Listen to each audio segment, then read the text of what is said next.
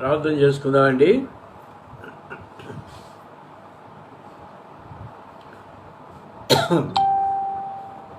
ప్రేమ కలిగిన మా తండ్రి, పరిశుద్ధుడైన మా దేవా, మహిమ గల మీ నామను బట్టి మీ పాదాలకు స్తుతులు స్తోత్రాలు చెల్లిస్తున్నాను నాయన. గత దినాలన్నింటిలో మమ్మల్ని కనికరించి కాపాడి భద్రపరిచి ఈ దినం వరకు మమ్మల్ని కాపాడుతున్నందు నీ ఉచితమైన కృపను బట్టి మీ కొందనాలు చెల్లిస్తున్నాను. మా దేవా, మా తండ్రి, మా దేవుడు నాయన, మా తండ్రివి, మాకు తల్లివి, మా రక్షకుడు, మా సృష్టికర్త మీరై ఉంటుండగా, మా నిరీక్షణకు ఆధారమైన దేవుడు మీరై ఉంటుండగా, మా రక్షణకర్త దేవుడు మీరై ఉంటుండగా మీ పాదాలకే స్తుతులు స్తోత్రాలు చెల్లిస్తున్నాను. మా తండ్రి, ఆకాశ మహాకాశంలో పట్టుదాలినటువంటి దేవుడవు, అత్యున్నతమైన సింహాసనం పైన ఆసీనుడైనటువంటి దేవుడవు, నిత్యము వేలాది కోట్లాది దూతల చేత స్తుతింపబడుతున్నటువంటి దేవుడవు, మీ పరిశుద్ధమైన నామమునికే స్తుతులు స్తోత్రాలు చెల్లిస్తున్నాం. అయోగ్యులము, అపాత్రులము, భూమి మీద మేము మా తండ్రి ఎందుకు పనికిరానటువంటి మమ్మల్ని, బలహీన మమ్మల్ని మీరు కనికరించి ఏర్పాటు చేసుకున్నటువంటి మీ కృపను బట్టి మీకు వందనాలు. మీరు ఇచ్చిన రక్షణ భాగ్యం బట్టి మీకు స్తోత్రాలు చెల్లిస్తున్నాను. మీ కృపలో మమ్మల్ని జ్ఞాపకం చేసుకుని మీరు ఇచ్చిన రక్షణతో మమ్మల్ని నడిపిస్తూ, మీరు పోషిస్తూ, బలపరుస్తూ నడిపిస్తున్న విధానం బట్టి మీకు వందనాలు చెల్లిస్తున్నాను. ఈ సమయాన్ని మాకు దీవెనకరంగా చేయండి నాయన. కనెక్ట్ అయిన బిడ్డలందరిని బట్టి మీకు వందనాలు చెల్లిస్తున్నాను. మీరే ఈ సమయాన్ని దీవెనకరంగా చేయమని వేడుకుంటున్నాను. మీ లేఖన భాగాలు చూసుకునే సమయంలో మీ సన్నిధి మాతో ఉంచండి. మమ్మల్ని మీ స్వాధీనపరుచుకుంటూ యేసు ప్రభు నామములో స్తుతించి ప్రార్థించి వేడుకుంటున్నాము తండ్రి, ఆమేన్. ఓ పాట పాడుకుందామండి. పాట సంఖ్య 530, పాత నంబరు 727. ఆది ప్రేమను విడిచిపెట్టితివా, ఓ నాదు ప్రియుడ మాదిరిగా జీవించ మానితివా.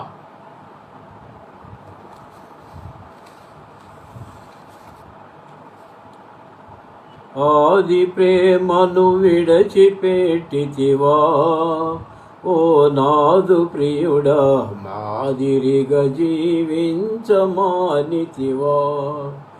ఓ నాదు ప్రియుడా మాదిరిగా జీవించ మానితివా. నీవే నా రక్షకుడవనియు, దేవుని క్రీస్తుండవనియు, నీవే నా రక్షకుడవనియు, దేవుని క్రీస్తుండవనియు నిశ్చయముగా ఒప్పుకొంటివి, సొంత పనులకు సాగిపోతివి. నిశ్చయముగా ఒప్పుకొంటివి, సొంత పనులకు సాగిపోతివి. ఆది ప్రేమను విడిచిపెట్టితివా, ఓ నాదు ప్రియుడా మాదిరిగా జీవించ మానితివా. ఓ నాదు ప్రియుడా మాదిరిగా జీవించ మానితివా. సిలువ మోయుచు యేసు ప్రభుకే కాలమెల్లా సేవ చేయుచు, సిలువ మోయుచు యేసు ప్రభుకే కాలమెల్లా సేవ చేయుచు, ఎల్ల ప్రజలకు సాక్ష్యమిచ్చుచు వెళ్ళెదనని పలికితివిగా. ఎల్ల ప్రజలకు సాక్ష్యమిచ్చుచు వెళ్ళెదనని పలికితివిగా. ఆది ప్రేమను విడిచిపెట్టితివా, ఓ నాదు ప్రియుడా మాదిరిగా జీవించ మానితివా. ఓ నాదు ప్రియుడా మాదిరిగా జీవించ మానితివా. మనుష్య సంగతులను తలంచి మనుష్య చెలకు లొంగిపోయి, మనుష్య సంగతులను తలంచి మనుష్య చెలకు లొంగిపోయి, యేసు ప్రభుని అనుమనించి ధనమోసంబుల చిక్కుకొంటివి. యేసు ప్రభుని అనుమనించి ధనమోసంబులు చిక్కుకొంటివి. ఆది ప్రేమను విడిచిపెట్టితివా, ఓ నాదు ప్రియుడా మాదిరిగా జీవించమానితివా. ఓ నాదు ప్రియుడా మాదిరిగా జీవించమానితివా. ఏమి తిని త్రాగుచుందునో అని ఏమి ధరించుదునో అని నమ్మకత్వము కోల్పోయి అమ్ముకొంటివ నీదు ప్రభుని. నమ్మకత్వము కోల్పోయి అమ్ముకొంటివ నీదు ప్రభుని. ఆది ప్రేమను విడచిపెట్టితివా. ఓ నాదు ప్రియుడా మాదిరిగా జీవించమానితివా. ఓ నాదు ప్రియుడా మాదిరిగా జీవించమానితివా. మేడ మీదెల పొలము ఆస్తుల పొడమినిక నెన్నో ఘనతలకు. మేడ మీదెల పొలము ఆస్తుల పొడమినిక నెన్నో ఘనతలకు. ఇది సమయమని తలంచి నీదు ప్రభునెదురించి పోదువా. ఇది సమయమని తలంచి నీదు ప్రభునెదురించి పోదువా. ఆది ప్రేమను విడచిపెట్టితివా. ఓ నాదు ప్రియుడా మాదిరిగా జీవించమానితివా. యేసుక్రీస్తుని సేవయందు ఏమి కొదువను చూచి ఇట్లు. యేసుక్రీస్తుని సేవయందు ఏమి కొదువను చూచి ఇట్లు. మార్చుకొంటివి నీదు నడతను నాదుడేసుడు ఏడ్చుచుండే. మార్చుకొంటివి నీదు నడతను నాదుడేసుడు ఏడ్చుచుండే. ఆది ప్రేమను విడచిపెట్టితివా. ఓ నాదు ప్రియుడా మాదిరిగా జీవించమానితివా. ఓ నాదు ప్రియుడా మాదిరిగా జీవించమానితివా. నీదు దీపము ఇంక ఇళ్ళలో ఆరిపోవక ముందే నెరిగి. నీదు దీపము ఇంక ఇళ్ళలో ఆరిపోవక ముందే నెరిగి. సాధువై ప్రార్థించు యేసుని ఆది ప్రేమతో సేవ చేయుము. సాధువై ప్రార్థించు యేసుని ఆది ప్రేమతో సేవ చేయుము.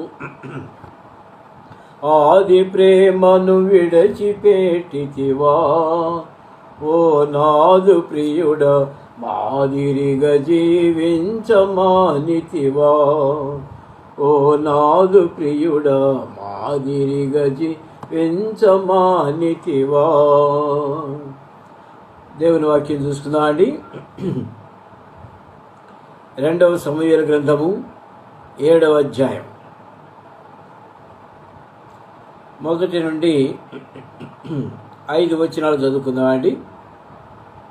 2వ సమూయేలు గ్రంథము 7వ అధ్యాయము 5 వచనాలు.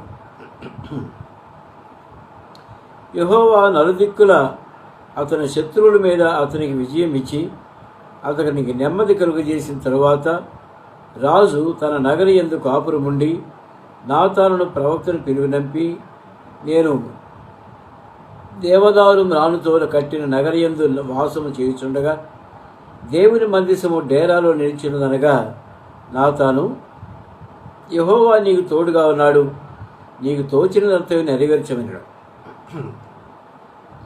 అయితే ఆ రాత్రి యెహోవా వాక్కు నాతానుకు ప్రత్యక్షమై సెలవిచ్చిందేమనగా, నీవు పోయి నా సేవకుడుకు దావీదుతో ఇట్లనము, యెహోవా నీకు ఆజ్ఞించినదేమనగా, నాకు నివాసముగా ఒక మందిరమును కట్టించువా. ప్రేమగలిగిన మా తండ్రి, పరిశుద్ధులైన మా దేవా, మరొకసారి ఈ సన్నిధిలో ప్రార్థిస్తున్నావు నాయన. మీరే మమ్మల్ని కనికరించండి, మీ సన్నిధి మా మధ్యలో ఉంచండి. మీ వాక్య భాగం ధ్యానించుటకు మీ ఆత్మ నింపుదల మాకు దయచేయండి. మీరే మీ తలంపులు మాకు అనుగ్రహించండి. మీ స్వరం మేము వినుటకు సహాయం చేయండి నాయన. మీ మర్మం ఎరుగుటకు సహాయపడమని నన్ను మీ స్వాధీనపరుచుకుంటూ మీ బిడ్డలందరినీ కనెక్ట్ అని మీ బిడ్డలందరినీ మీరు ఆశీర్వదించమని యేసు ప్రభు నామంలో స్తుతించి ప్రార్థించి వేడుకుంటున్నాము తండ్రి.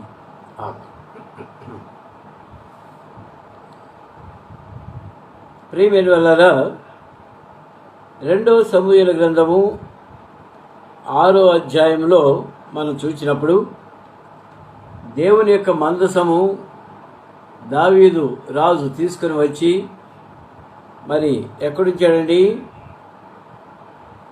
తాను ఏర్పాటు చేసిన స్థలములో ఆ మందసాన్ని ఉంచాడు. దావీదు పురములో తాను ఏర్పాటు చేసిన స్థలములో ఆ మందసాన్ని ఉంచాడు. తరువాత దావీదు మరి దేవుని మందసం గురించి ఆలోచిస్తూ ఉన్నాడు. నేను దేవదారు మానులతో కట్టినటువంటి నివాసంలో ఇంట్లో ఉంటున్నాను. మరి దేవుని మందసము డేరాలో నిలిచినదే అని ఒక మంచి తలంపు దావీదుకు వచ్చినట్లుగా వ్రాయబడింది. మనం చదువుకున్నాం. ప్రియమైన వాళ్ళరా, మనం జనరల్గా మంచి బిల్డింగ్స్ ప్రభు ఇచ్చాడు, మనం ఉంటున్నాము. అయితే దేవుని మందిరమును కూర్చున్నటువంటి తలంపులు మనకు రావు. దావీదు దేవదారు మ్రాణులతో కట్టిన మందిరం నివసిస్తూ కూడా దేవుని మందసాన్ని గురించినటువంటి దేవునికి ఒక మందిరం కట్టాలన్న తలంపు తనకుంది కదండి. ఆ తలంపు మరి ఎంత గొప్పది అంటే దేవుని మందసమును గూర్చిన ఆసక్తి, దేవుని మందిరమును గూర్చినటువంటి ఆసక్తి, నా దేవునికి నేను ఒక మందిరాన్ని కట్టాలని గొప్ప తలంపు కలిగి ఉన్నటువంటి వాడు. ప్రియమైనవారా, దావీదు కీర్తనలో మనం చదువుతాం, నీ ఇంటిని గూర్చిన ఆసక్తి నన్ను భక్షించుచున్నది అని అంటాడు. నీ ఇంటిని గూర్చిన ఆసక్తి నన్ను భక్షించుచున్నది అని అంటున్నాడు. దేవుని యొక్క ఇంటిని గురించిన ఆసక్తి మనకు ఉండాలి. దేవుని మందిరాన్ని గురించిన ఆసక్తి మనకు కలిగి ఉండాలి. మరి మనం ఏం చేయగలమో అనేది మనం ఆలోచించుకోవాలి.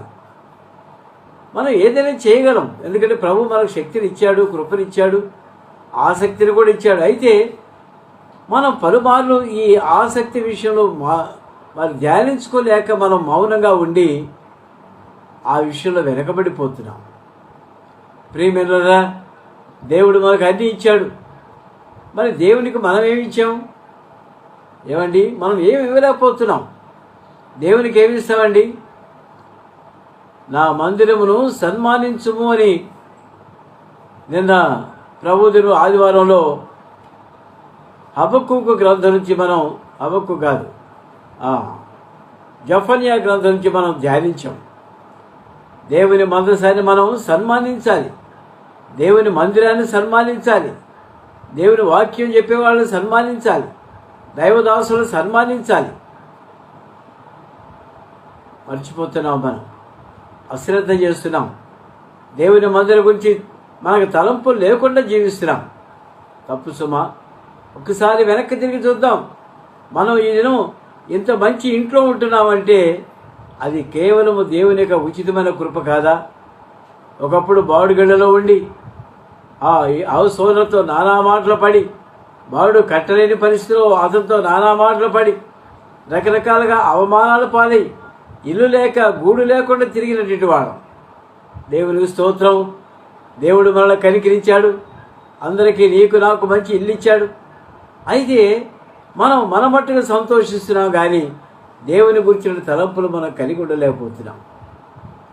ఇది మనకు లోటుగా ఉంది, ఇది మనకు కొరతగా ఉంది. కనుక దేవుని మందిరం విషయంలో మనం ఆసక్తి కలిగిన వారంగా ఉంటే దేవుని మందిరానికి మనం ఏర్పాట్లు చేసుకున్నట్లయితే దేవుడు మన పట్ల ఎంతో సంతోషించేవాడు ఉంటున్నాడు. ముందుకెళ్ళిపోదామండి.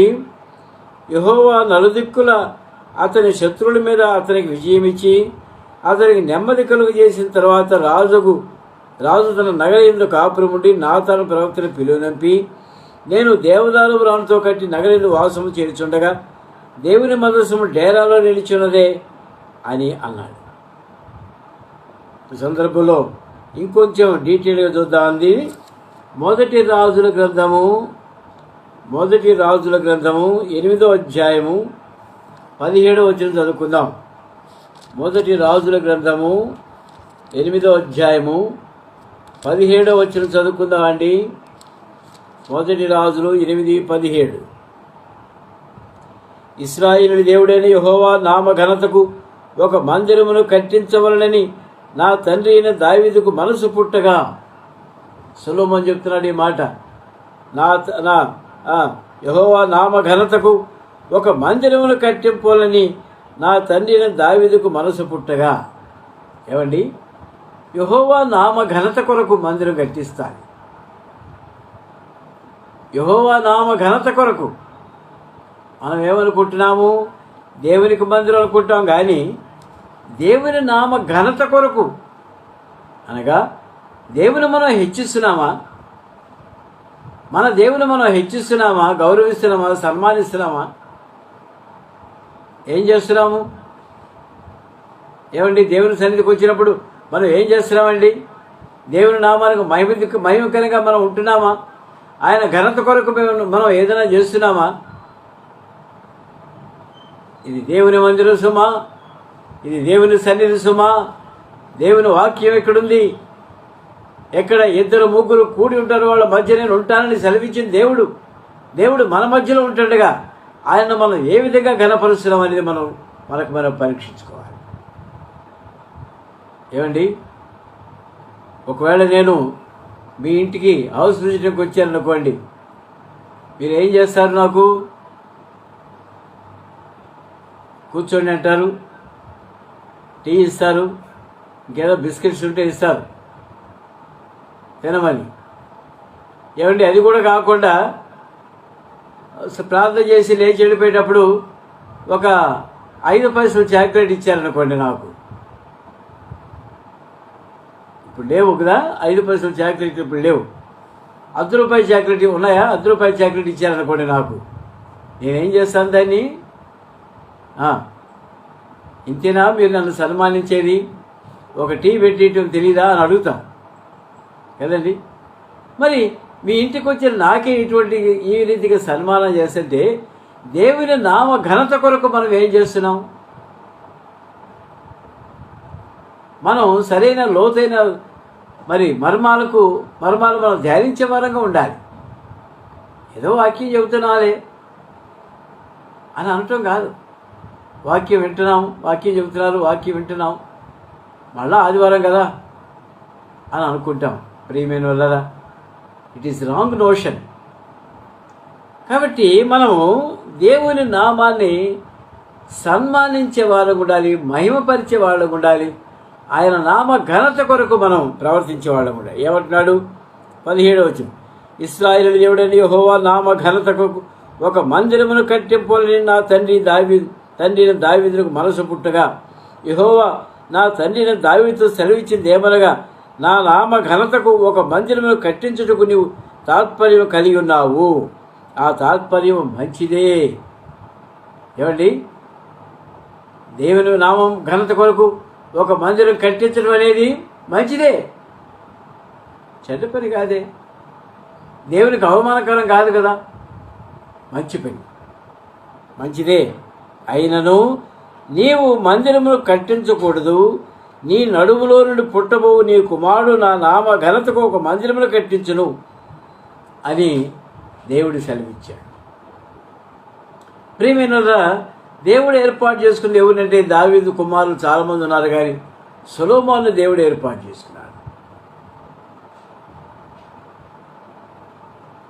కుమారులు చాలామంది ఉన్నారు. అబ్షాలోము ఉన్నాడు, మంచి అందగాడు, ఆజానుబాహుడు. అబ్షాలోమును దేవుడు కోరుకోలేదు. ఏమండి, దావీదుకి 8 మంది పిల్లలు ఉన్నారు, మగ పిల్లలు. అయితే వాళ్ళందరూ దేవుడు కోరుకోలేదు. కానీ నీ నడుములో నుంచి వచ్చిన నీ కుమారుడు నా మందిరాన్ని కట్టిస్తాడు అని చెప్పేసి దావీదు అన్నాడు. సొలొమోను దేవుడు కోరుకున్నాడు. దావీదు యొక్క మాట నెరవేర్చబడింది. చూద్దాం, ముందుకు వెళ్ళిపోదామండి. నాతాన్ ఏమన్నాడు?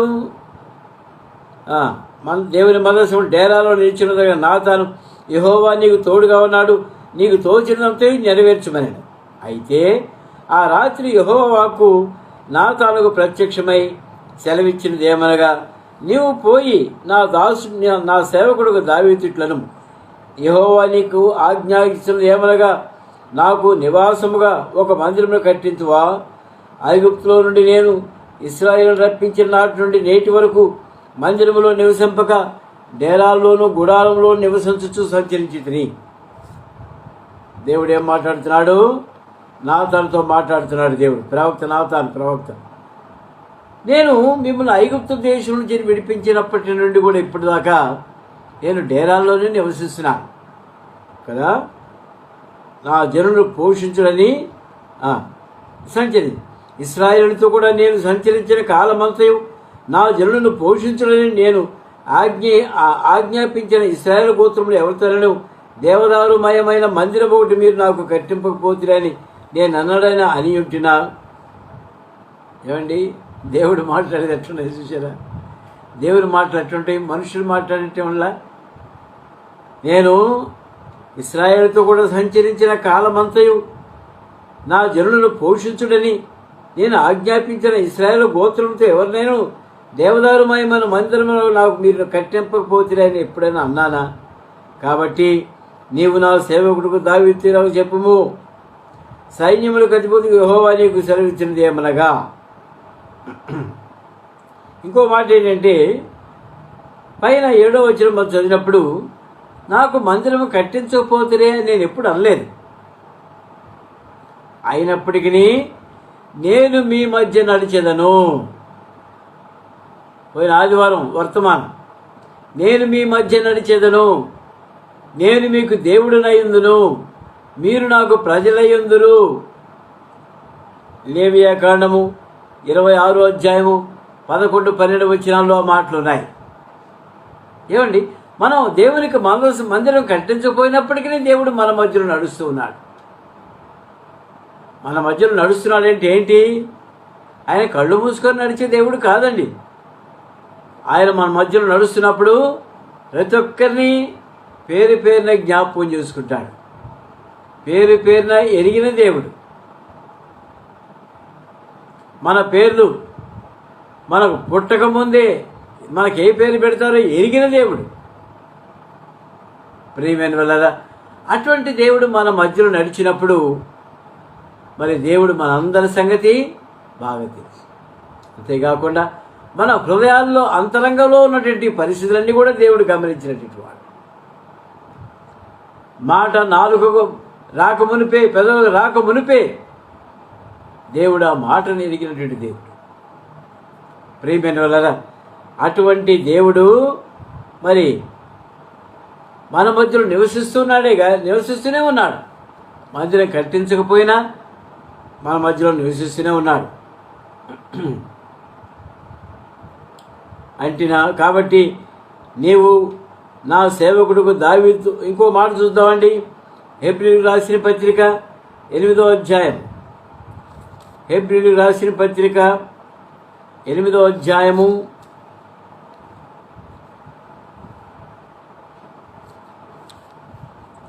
8వ అధ్యాయము 8వ వచనం చదువుకుందామండి. 8, 9 వచనాలు. అయితే ఆయన ఆక్షేపించి వారితో ఇట్లా చెప్తున్నాడు, ప్రభు ఇట్లనను, ఇదిగో ఒక కాలం వచ్చుచున్నది, అప్పటిలో ఇశ్రాయేలు ఇంటి వారితోనూ యోధా ఇంటి వారితోనూ నేను క్రొత్త నిబంధన చేయుదును. నేను ఐగుప్తు దేశము నుండి వీరి పితరులకు వెలుపలికి రప్పించుటకై వారిని చేయి పట్టుకున్న దినమున వారితో నేను చేసిన నిబంధన వంటిది కాదు. ఏమనగా వారు నా నిబంధనలు నిలువలేదు కనుక నేను వారిని అలక్ష్యం చేసినని ప్రభు చెప్తున్నాడు. ఆ దినములైన తర్వాత ఇశ్రాయేలు ఇంటి వారితో నేను చేయబో నిబంధన ఏదనగా వారి మనస్సులో నా ధర్మ విధులను ఉంచెదను, వారి హృదయముల మీద వాటిని వ్రాయుదును. వారు నాకు ప్రజలయ్యుందురు. వారిలో ఎవడను ప్రభువును తెలుసుకొనుడని ఒక పట్టణస్థునికైనను తన సహోదరునికైనను ఉపదేశం చేయడు. వారిలో చిన్నల మొదలుకొని పెద్దల వరకు అందరూ నన్ను తెలుసుకొందురు. నేను వారి దోషముల విషయమై దయగలిగి వారి పాపములు ఇక్కడ ఎన్నడూ జ్ఞాపకం చేసుకున్నాడని ప్రభు సెలవిస్తున్నాడు. ఏమంటున్నాడు? దేవుడు మన మధ్యలో సంచరించడమే కాకుండా మన మనసుల మీద ధర్మ విధులు ఉంచుతానంటున్నాడు. ఏది ధర్మము, ఏది అధర్మము, ఏది న్యాయము, ఏది అన్యాయము, ఏది నీతి, ఏది అవినీతి అనేవన్నీ కూడా మన హృదయముల మీద వాటిని రాస్తానంటున్నాడు. కనుక రాశాడు. ప్రియమైన వాళ్ళరా, మన దేవుడు మన మధ్యలో ఉంటుండగా ఆయన మనం సన్మానించలేకపోతున్నాం, ఆయన మనం గుర్తెరగలేకపోతున్నాం, ఆయన్ను కనపరచలేకపోతున్నాం. సైన్యములకు అధిపతి సెలవుచ్చిందేమనగా, గొర్రెల కాపులోనున్న నిన్ను గొర్రెల దొడ్డిలో నుండి తీసి ఇశ్రాయేలు నా జనుల మీద నిన్ను అధిపతినిగా నియమించి తిని. దావీదుతో చెప్పమని చెబుతున్నాడు దేవుడు. ఏమంటున్నాడు? గొర్రెల కాపులోనున్న నిన్ను గొర్రెల దొడ్డిలో నుండి తీసి ఇశ్రాయేలీలను నా జనుల మీద అధిపతినిగా నియమించి తిని. ఎక్కడ గొర్రెల దొడ్డి, ఎక్కడ అధిపతి? పైగా దేవుని ప్రజలపైన అధిపతిగా నియమించాడు దేవుడు, గొర్రెల దొడ్డిలో నుండి తీసి. ప్రియమైన వాళ్ళరా, దావీదుతో దేవుడు మాట్లాడుతున్నాడు, డైరెక్ట్గా నాతానుతో చెప్పమంటున్నాడు. నాతానుతో ఈ మాటలు చెప్పి దావీదుతో చెప్పమంటున్నాడు. మన సంగతి ఏంటి? మనల్ని ఎక్కడి నుంచి తీశాడు? గొర్రెల దొడ్డిలో నుంచి తీశాడా? ఏమండి? పెంట కుప్ప మీద నుండి మనల్ని పైకి లేవనెత్తిన దేవుడు, జనములకు రాజుగా మనల్ని అభిషేకించిన దేవుడు. చూస్తావా మాట? కీర్తన 113, కీర్తన 113లో మాట ఉందండి, చదువుకోండి. చక్కని మాట ఉంది. కీర్తన 113 7వ వచనం అండి. అందరూ కలిసి చదువుకుందాం. కీర్తన 113:7. ప్రధానులతో తన ప్రజల ప్రధానులతో వారిని కూర్చుండబెట్టుటకై ఆయన నేల నుండి దరిద్రులను లేవనెత్తువాడు, పెంట కుప్ప మీద నుండి బీదలను పైకెత్తువాడు. సంతు లేని దానిని ఇల్లాలుగాను, కుమారుల సంతోషమైన తల్లిగాను చేయును. గమనిస్తున్నారా? దేవుని యొక్క ఏర్పాటు ఏ విధంగా ఉంటుందో మనం గమనించాలి. మనల్ని అయితే ఈ విధంగా మరి నేను దరిద్రులను పైకి లేవనెత్తిగా మనల్ని కూడా, దరిద్రులైన మనల్ని కూడా పైకి లేవనెత్తాడు. లేవనెత్తి ఏం చేశాడండి? తన ప్రజల ప్రధానులతో కూర్చోబెట్టాడు. ఎంత గొప్ప ఆశీర్వాదం అండి ఇది. ఒక్కసారి వెనక్కి వెళ్ళి తెలుసుకుందాం. మనల్ని ఇంతగా సన్మానించాడు, మనల్ని ఇంతగా దేవుడు ఘనపరిచాడు. మనమే దేవుని ఘనపరచలేకపోతున్నాం. నీవు పోవు చోట్లల్లా నీకు తోడు కావండి, నీ శత్రువులందరినీ నీ ఎదుట నిలవకుండా నిర్మూలన చేసి లోకంలోని గనులైన వారికి కలుగు పేరు నీ కలుగు చేసి తిని. ఏమంటున్నాడు? శత్రువులందరినీ నీ ఎదుట నిలవకుండా నిర్మూలన చేసింది ఎవరు అనుకున్నావు? నీ బలమా? నీ ఖడ్గమా? ప్రియమైన వాళ్ళారా, ఒక యుద్ధం జ్ఞాపకం చేసుకుంటే, ఫిలిష్తీయుల మీదకి రెండవసారి దావీదు యుద్ధానికి వెళ్ళినప్పుడు నిజంగా దావీదు యుద్ధం చేయలేదు, తరుముకున్నాడు అంతే. ఆ కంబళి చెట్ల ధ్వని దేవుడు పుట్టించిన వెంటనే ఇశ్రాయేలు దేవుడు మన పైన యుద్ధానికి వచ్చాడు, ఆయన యుద్ధం చేయడానికి బయలుదేరాడని చెప్పేసి చెప్పుకునే వాళ్ళు పారిపోయారు. పారిపోయిన వాళ్ళని తరుముకున్నాడు దావీదు. ఏమండి? దేవుని యొక్క యుద్ధాలు. కనుక దావీదుతో ఏమంటున్నాడు దేవుడు? ఏమంటున్నాడు చెప్పండి?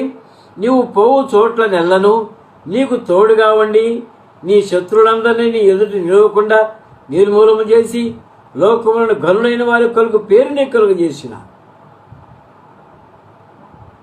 అమ్మో, దావీదు మనం తట్టుకోలేము. ఆయన సింహం వంటి బలము గలవాడు, అందరితో నిద్రపోయేవాడు కాదు. ఆయన నిద్రపోతూ కూడా మెలకుగా ఉండేటటువంటి వాడు దావీదు. సింహ స్వప్నం లాంటిది. కనుక దావీదు ఆ విధంగా దావీదు అంతగా బలపరిచాడు. కారణం మరి దావీదు దేవుని ఎంతగా ఘనపరచాలండి? ఘనపరచాల్సిందే. లోకములను గనులైన వారికి కలుగు పేరుని కలుగు చేసినాను.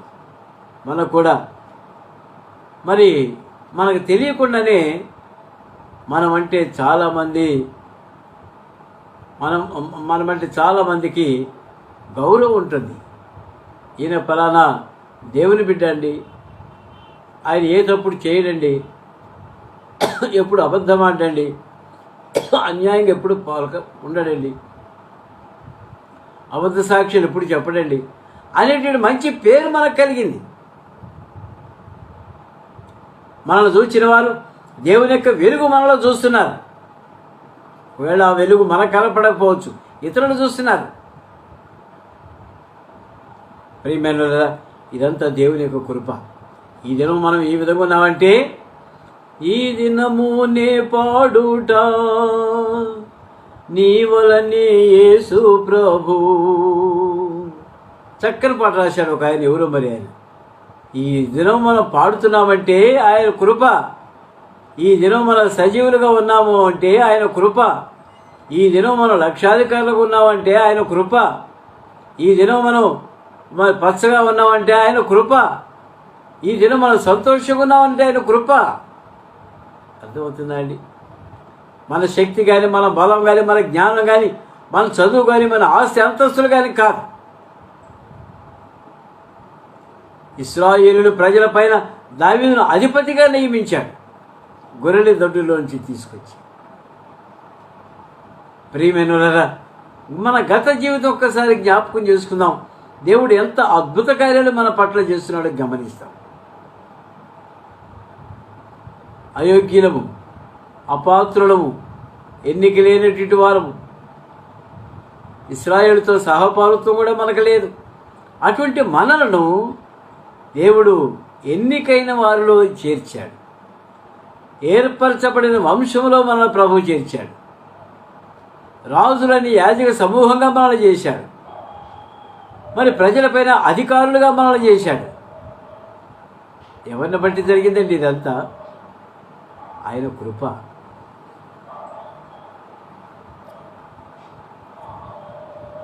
పదవచనండి, మరియు ఇశ్రాయేలు నా జనులను ఏకను కదిలింపబడకుండా తమ స్వస్థల ముందు నివసించినట్లు దాని ఎందు వారిని నాటి, పూర్వము ఇశ్రాయేలు నా జనుల మీద నేను న్యాయపతులు నియమించిన తరువాత జరుగుతూ వచ్చినట్లు దుర్బుద్ధి గల జనుడు ఇకను వారిని కష్టపెట్టుకున్నట్లుగా చేసిన.